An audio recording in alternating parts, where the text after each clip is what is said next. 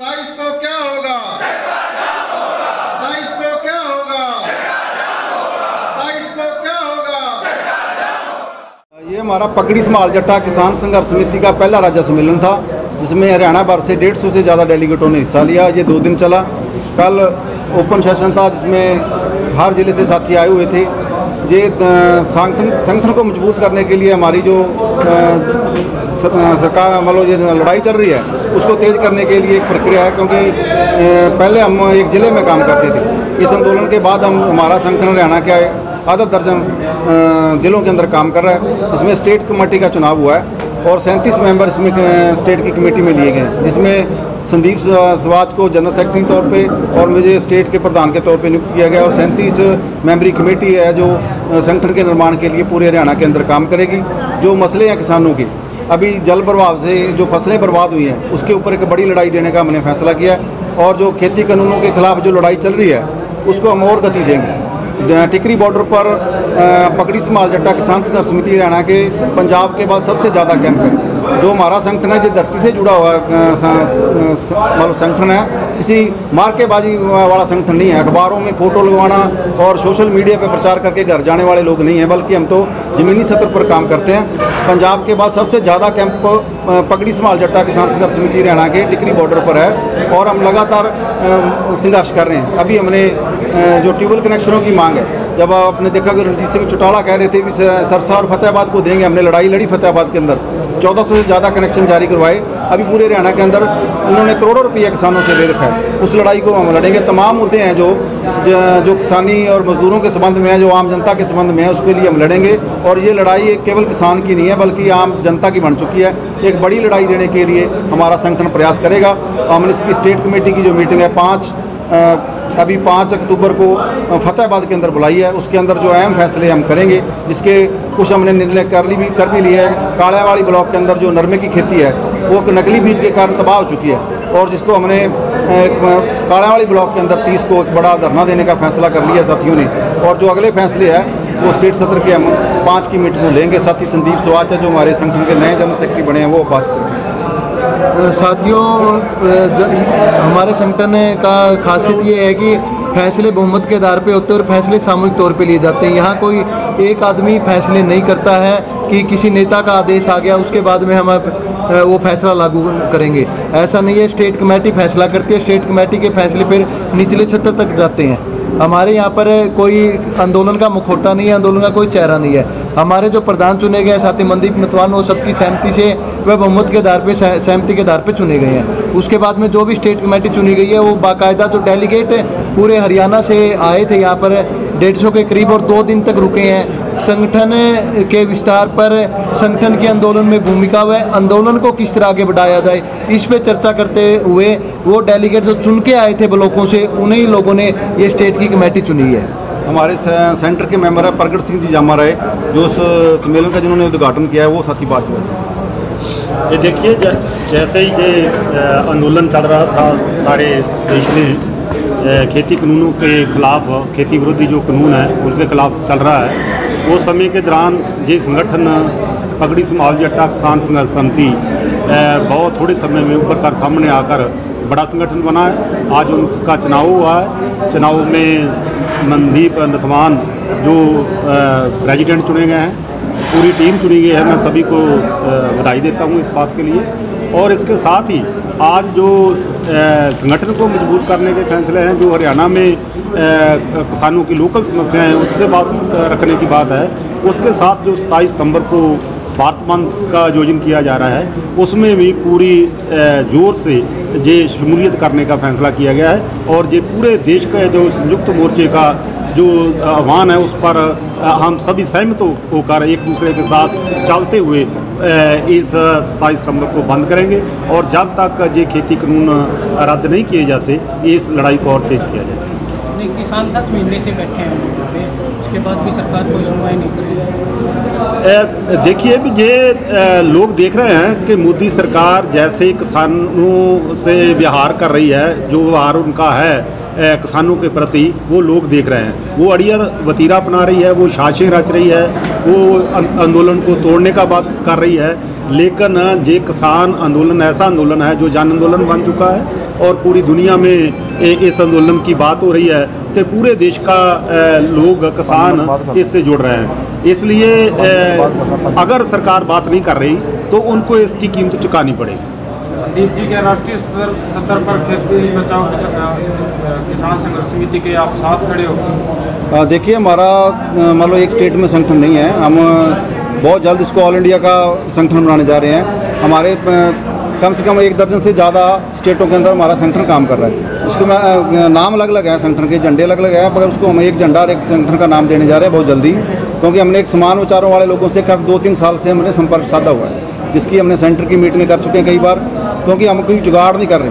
अब इस आंदोलन के दौरान कई ऐसे नकली डम्मी किसान संगठन खड़े हो गए हैं जो पार्टियों के पैसे से चलते हैं, और हमारा जो है मात्र एक ऐसा संगठन है जिसमें हम ये दावा कर सकते हैं हमने किसी राजनेता से हमने कोई चंदा नहीं लेते, किसी शाहूकार से कोई चंदा नहीं लेते, बल्कि हम मेहनत करने वाले लोगों के संयोग से हमारा संगठन चलता है। आज ऐसे डम्मी संगठन, ऐसे नकली संगठन खड़े कर लिए पार्टियों ने जो इस आंदोलन को भी नुकसान पहुँचा रहे हैं। वो चौधर की बात करते हैं, अखबार में फ़ोटो वाली जो है वो काम करते हैं। आपने देखा होगा कल हमारा सम्मेलन था, कोई हमारा ऐसा नेता नहीं था जो माइक की तरफ भाग जाता हो। वो हमारा काम अनुशासन से चलता है हमारा संगठन, और हम एक विचार को लेकर काम कर रहे हैं। पिछले मान लो ये हमने अभी नहीं शुरू किया, अभी 1-2 साल से, हम पिछले 16 सालों से हम काम कर रहे थे। हम सोच रहे थे कि ऐसा संगठन हरियाणा के अंदर खड़ा किया जाए जैसे पंजाब के अंदर महिलाएं भी शामिल होती है संगठनों के अंदर, और जो सांगठनिक तौर पर लोग आते हैं, भीड़ इकट्ठी करने के लिए कलाकार लगा दीजिए, 50,000 लोग आ जाएंगे, उसका कोई फ़ायदा नहीं है। एक विचारों वाले लोगों को हम लामबंद कर रहे हैं, और हमें खुशी इस बात की है कि हमने बहुत बड़ा एक काम कर चुके हैं हम हरियाणा के अंदर, और जिसका हमें बहुत बड़ी सतह पर हमें फ़ायदा हो रहा है। अभी हमने रतिया से शुरू किया था, रतिया के अंदर अनेक लड़ाइयाँ लड़ी, उसके बाद हम हरियाणा के आधा दर्जन जिलों को छू चुके हैं। बहुत से नौजवान हमारे साथ हैं, आप देखोगे 70% हमारे संगठन में युवा साथी हैं, और वो किसी राजनीतिक पार्टी के जोड़ा उठाने वाले लोग हमारे साथ नहीं हैं, किसी अफसर की दलाली करने वाले लोग हमारे साथ नहीं हैं, क्योंकि हमारे संगठन के कुछ कायदे नियम है। हमारी स्टेज से लुटेरी जमात की जितनी राजनीतिक पार्टियां हैं, हमें उसको बोलने नहीं देते। हमारा माइक किसी पार्टी के नेता के लिए स्टेज नहीं बनता, बल्कि किसान और मजदूर स्टेज पर बोलते हैं। और इस बात का जो विरोध है वो राजनीतिक पार्टियाँ हमारा खुलकर करती हैं, मतलब वो महसूस कर रही हैं भी ये ऐसा संगठन बन गया जो नए नए नेता पैदा कर रहा है, नए नए विचारों वाले नौजवान पैदा कर रहा है। उनके लिए वो खतरे की घंटी साबित हो रहा है, और तमाम तरह के वो राजनीतिक दल हमें नुकसान पहुँचाने का भी कोशिश कर रहे हैं, मगर जितना वो कभी सच हारता नहीं है। हमारे पास बहुत बड़ी फौज खड़ी हो चुकी है, और हम हर गांव तक लेके जाएंगे। महिलाओं का संगठन साथ में खड़ा करने का हमने प्रयास शुरू किया, टोहाना के अंदर हमने इसकी शुरुआत कर दी है। हम एक कोड देने जा रहे हैं चुन्नी का, वो चुन्नी लेकर जब हमारी माताएं बहनें बाहर निकलेंगी तो पता लगेगा कि किस संगठन की महिलाएं संघर्षों के मैदान में हैं। बहुत जल्द जब हम आंदोलन करेंगे तो जितने नौजवान, जितने आदमी इस आंदोलन में होंगे, उससे ज़्यादा महिलाएं हमारे साथ खड़ी मिलेंगी, क्योंकि हम एक अनुशासन तरीके से काम कर रहे हैं और एक मिशन के तहत काम कर रहे हैं। किसी चौधर के लिए, किसी वोट के लिए, किसी पार्टी के लिए, किसी सत्ता के लिए काम नहीं कर रहे। हमारी जो कमीरा वर्ग है उसकी दुर्दशा को कैसे सुधारा जाए, लुटेरी जमात के लोगों का राज है। आज 75 साल के लगभग आज़ादी के हम जश्न मना रहे हैं। आज़ादी का जश्न तो मनाया जा रहा है, मगर शिक्षा नहीं है, रोज़गार नहीं है, स्वास्थ्य नहीं है। आज सेवा जो सेहत सहूलतें हैं वो आम आदमी की बस से बाहर हो चुकी है। आदमी मर जाता है मगर वो हॉस्पिटल के में इलाज नहीं करा पाता, क्योंकि उसकी जेब में पैसा नहीं है। और आज सुरक्षा भी नहीं है। आज चोरी की घटनाएं, नशा, ये सब कुछ सरकार के माध्यम से बकाया जा रहा है। कोई फ़र्क नहीं पड़ा। पहले मोदी साहब, पहले और सत्ता हाकम कोई और पार्टी की थी, सत्ता और किसी पार्टी की थी। अब मोदी है, मोदी के जाने के बाद भी ये फ़र्क नहीं पड़ेगा, क्योंकि ये कारपोरेट का राज देश में चल रहा है। कारपोरेट के ख़िलाफ़ लड़ाई है और जनता इसको समझ रही है। और अभी जैसे जैसे आंदोलन तेज़ हो रहा है, वैसे वैसे लोग इन राजनीतिक पार्टियों की चालों को भी समझ रहे हैं। आप जल्द आप देखने को मिलेगा कि आने वाले समय में ये राजनीतिक पार्टियों के लोग गाँव में नहीं जाएंगे। अभी तो कह रहे हैं जेजेपी बीजेपी के लोग ना गाँव में जाएँ, क्योंकि राज करने के बाद जब जिसके पास सत्ता चली जाती है उसका काम आप मान लो इस लोगों को विद्रोह करने से कैसे रोकना, लोग अपनी आवाज़ ना उठा पाए कैसे रोकना, लालच दे के रोकना है कि लठ से रोकना है। जैसे खट्टर सरकार तो लठ का सहारा ले रही है, मगर कभी लाठी और गोली लोगों की आवाज़ नहीं दबा पाई। आपने जलियांवाले बाग की घटना हम जानते हैं, जिसका बदला 21 साल बाद लंदन में जाके लिया उधम सिंह ने। मान लो ऐसा देश है हमारा, मतलब लाठी गोली से कोई आंदोलन दबा नहीं कभी। फांसियाँ बहुत हुई आज़ादी के दौरान। अब भी ये लड़ाई भी ऐसी है, लोकतंत्र को बचाने की लड़ाई है। अब जो राज है वो लोकतंत्र वो पसंद नहीं करता। हिटलर की नीति को मानने वाले लोगों का राज आ गया, जो अंग्रेज़ों के पक्ष में खड़े थे लोग, उनका राज आ गया। वो लोकतंत्र शब्द से उनको नफरत है और हम लोकतंत्र को बचाने की बात करते हैं, हम भगत सिंह के विचारों की बात करते हैं। इसलिए ये लड़ाई मैं तो कहता हूँ ये सावरकर और भगत सिंह के विचारों के लोगों के बीच में है और गद्दारों और देशभक्तों के बीच में आने वाले समय में बनेगी। ये बड़ी लड़ाई देश में बढ़ने जा रही है और हमारा संगठन इसमें बड़ी भूमिका अदा हरियाणा के अंदर करेगा। पंजाब के मुख्यमंत्री का इस्तीफा देना किसानों के लिए लाभदायक है या हानिकारक है? कोई फ़र्क नहीं पड़ता पंजाब में कौन मुख्यमंत्री है, हरियाणा में कौन मुख्यमंत्री है। मैं पहले कह चुका हूँ ये कॉरपोरेट के पक्ष की पार्टियाँ हैं। झंडा बदल जाता है, आदमी बदल जाता है, पार्टी बदल जाती है, व्यवस्था नहीं बदलती। और इनसे हमारा मान लो मुख्यमंत्री बदल जाए, चाहे कोई मुख्यमंत्री आम आदमी पार्टी का बन जाए, उससे फ़र्क कुछ नहीं पड़ेगा। वो तो ये कहने को लगता है, ये तो कॉरपोरेट के से पैसे से चलने वाली सारी पार्टियाँ हैं। जब तक लोग संघर्षों के मैदान में नहीं आएंगे तब तक कोई तब्दीली नहीं आएगी। अंग्रेज़ वोट से नहीं गया था, अंग्रेज़ कोई मुख्यमंत्री बदलने से नहीं गया था। जब देश के लोग लड़े थे तो अंग्रेज़ को जाना पड़ा था। जब उसके पास लाठी गोली और कब्जा था देश की धरती पर जिसका, उसको भी जाना पड़ा था। जिसके राज में सूरज नहीं छिपता था। मगर ये मुख्यमंत्री, ये छोटी बातें हैं, इनमें मैं नहीं जाना चाहता। और मुख्यमंत्री बदलने से कुछ नहीं होगा, पार्टी बदलने से, राज बदलने से भी कुछ नहीं होगा, व्यवस्था बदलने से काम चलेगा। आप कह रहे हो कि सभी पार्टियों का विरोध करेंगे, तो क्या आपका संगठन आने वाले समय में चुनाव लड़ेगा? हम चुनाव में, हम लोकतंत्र में विश्वास करते हैं, हम चुनाव के बाईकाट ये नहीं है। मगर हम चुनाव से कह देंगे व्यवस्था बदल जाएगी, नहीं बदलेगी। दुनिया का इतिहास है, जब भी कभी इनकलाब हुआ है तो लोगों ने लड़के अपने हक लिए। मतलब ये मैं नहीं कह रहा, दुनिया का इतिहास उठा के देखिए। जब देश में अंग्रेज़ गए थे तो अंग्रेज़ों को वोट से थोड़ा गए थे। कोई देश के लोगों ने कोई पार्टी बना के वोट थोड़ा डाली थी। वोट से तब्दीली नहीं आएगी। लोग लड़ेंगे, जन आंदोलन विकसित हो गए लोग, और ये पार्टियों के लिए जगह नहीं बचेगी। इनके पास कुछ भी नहीं है। ये लोगों को क्या कह रहे हैं, आज गली नाली पे लड़ा रहे हैं हमें, विकास का एक सड़क बना देना उसको विकास कह रहे हैं। मतलब अभी भी आप जाओगे, ये पार्टियाँ, ये के नेता ये दावा करते हैं ये गली हमने बना दी है जी, जैसे उससे बाप के पैसे से बनी हो, वो हमारे टैक्सों के पैसे से बनी। मतलब अब ये समझने का, अभी जोड़ा उठा के घूम रहे थे, अभी भी ये जोड़ा उठाने वाले लोग हैं ना, वो खतरनाक है देश की, इस लोकतंत्र के लिए भी। अभी राजनीतिक पार्टियों को जोड़ा उठा के चलते हैं, जिनकी विचारधारा कुछ नहीं है, जिन्होंने शराब के ठेके लेने हैं, जिन्होंने निजी फ़ायदे लेने हैं, वो लोग उनके साथ चिपके हुए हैं। और ये पार्टियाँ ये वोट कुछ नहीं कर पाएंगी। हम कह दें हमने ये वोट लेने के बाद ये सब चेंज हो गया, वोट से कोई चेंज नहीं होगा।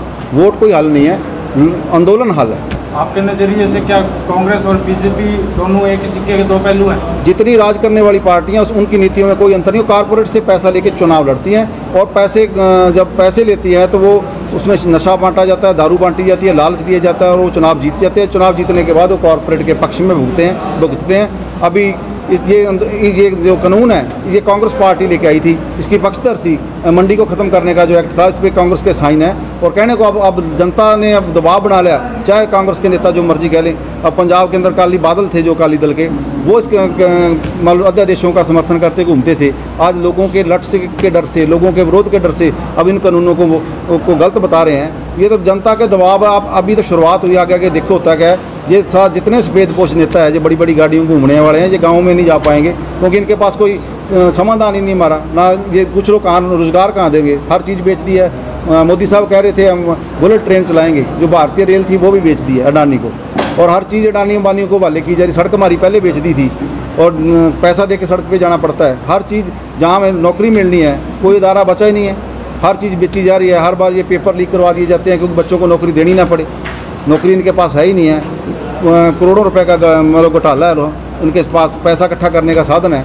और ये आप जनता जाग रही है इस आंदोलन से। मैं तो ये कह रहा हूँ ये आज़ादी की दूसरी लड़ाई है। जैसे भगत सिंह ने कहा था भी, जिस आज़ादी की हम कल्पना करते हैं उसके लिए देश के लोगों को एक बार फिर लड़ना पड़ेगा, ये भगत सिंह ने कहा था। आज देश के लोग दोबारा लड़ रहे हैं। भगत सिंह आज फिर लोकप्रिय हुआ। चाचा अजीत सिंह को कौन जानता था, एक नाम था किताबों के अंदर। इस आंदोलन के बाद पगड़ी संभाल जट्टा के नाम से हमारे किसान संगठन का नाम किसान संघर्ष समिति हरियाणा था, इसका नाम पगड़ी संभाल जट्टा पड़ गया क्योंकि पगड़ी संभाल जट्टा का स्लोगन हमने झंडे पे दिया हुआ था। आज हमें हरियाणा के अंदर और संगठन जो हमें पगड़ी संभाल जट्टा के नाम से जानने लगे क्योंकि वो लोकप्रिय हो गए। चाचा अजीत सिंह, उन्होंने अंग्रेज़ राज के दौरान भी 9 महीने आंदोलन चला और अंग्रेज़ को भी अपना आंदोलन वापस लेना पड़ा। और मोदी साहब तो अंग्रेज़ों को भी मात पा रहे हैं। 600 से ज़्यादा किसानों ने अपने शहादतें दी हैं, मगर ये नहीं हो सकता ये शहादतें व्यर्थ जाएगी। जो खून गया है हमारा वो व्यर्थ नहीं जाएगा। आने वाली नस्लों के लिए नए रास्ते खुलने जा रहे हैं और इन सारी पार्टी जो राज करने वाली, जो कॉरपोरेट के पक्ष की है, उनके लिए चुनौती जरूर बनेगा ये आंदोलन।